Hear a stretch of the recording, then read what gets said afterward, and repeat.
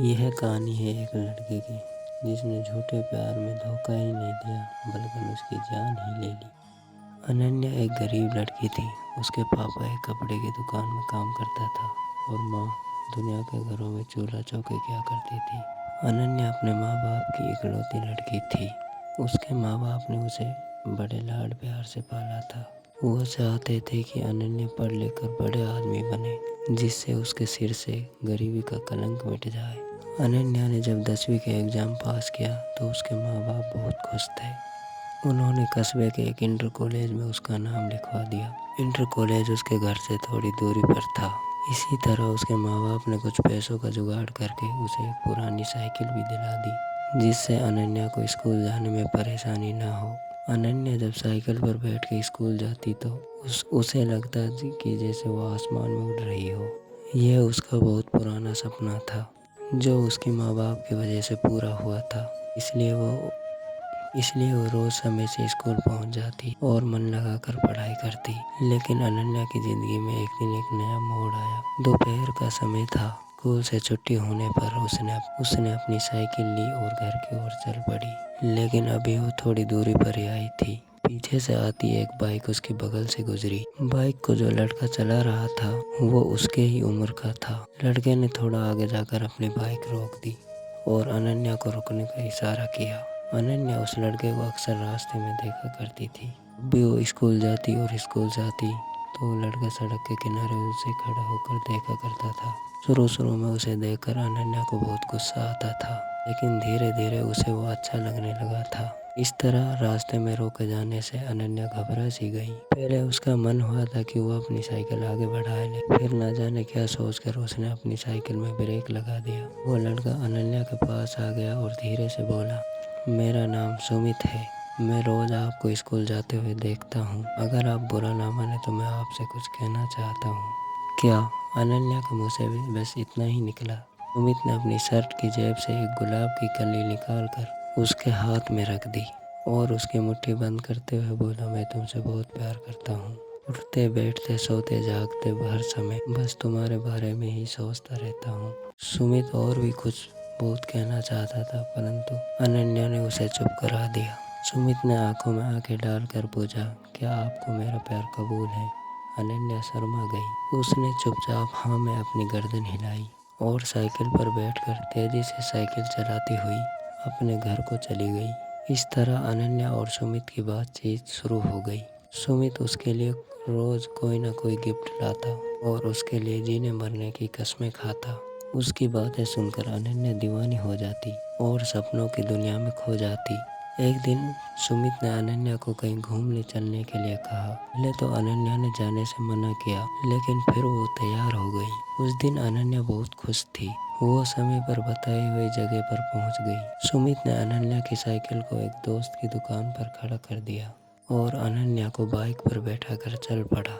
सुमित अनन्या को लेकर एक नदी के पास पहुंचा और उसने अपनी बाइक खड़ी कर दी। दोनों घास पर बैठकर बातें करने लगे। सुमित ने अनन्या से एक दो बातें की, फिर वो उसके करीब आ गया और उसके चेहरे से खेलने लगा। धीरे धीरे अनन्या पर एक नशा छाता चला गया। शायद वो सुमित की मन की बात समझ नहीं पाई, इसलिए उसने अपने आप को सुमित के हवाले कर दिया। दोनों एक दूसरे के प्यार में खो गए और दो जिस्म एक जान हो गए।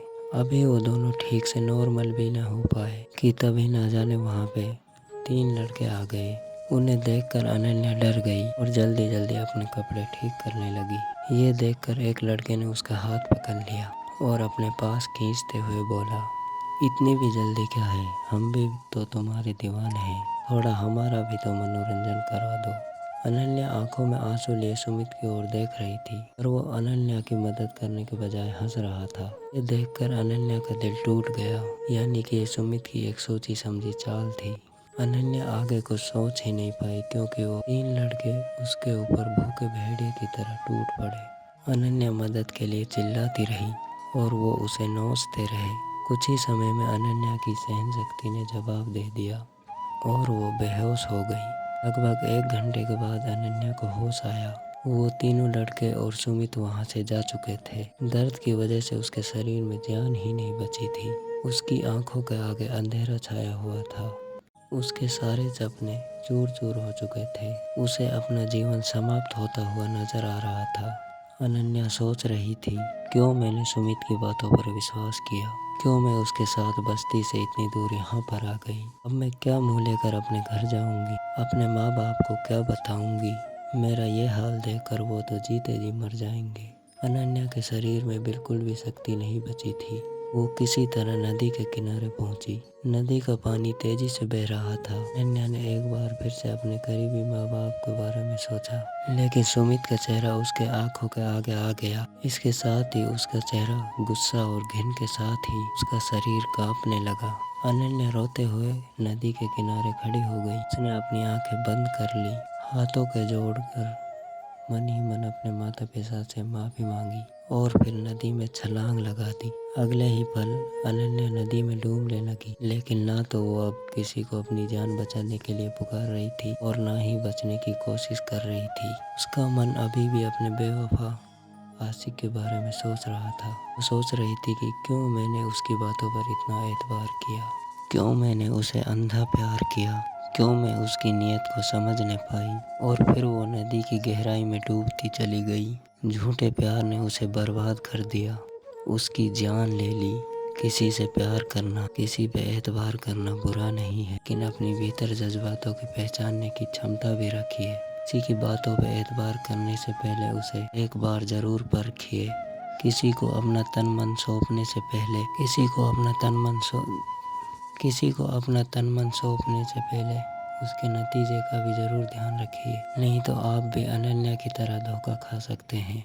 आप भी उसकी तरह ठगे जा सकते हैं। आप ऐसे लोगों को क्या कहना चाहेंगे, कमेंट में ज़रूर लिखिएगा।